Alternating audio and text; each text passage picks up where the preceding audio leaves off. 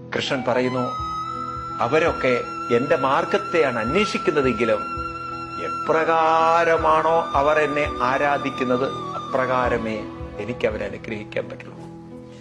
യേ യഥാമം പ്രപദ്യന്തേ താം സദൈവ ഭജാമ്യഹം.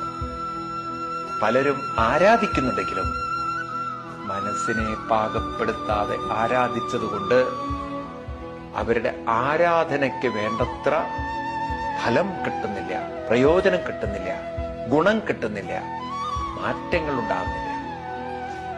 അതുകൊണ്ട് മനസ്സില്ലാത്ത, മനസ്സിൽ തട്ടാത്ത, മനസ്സിൽ പതിയാത്ത, മനസ്സ് മുഴുകാത്ത ആരാധന കൊണ്ട് കാര്യമില്ല.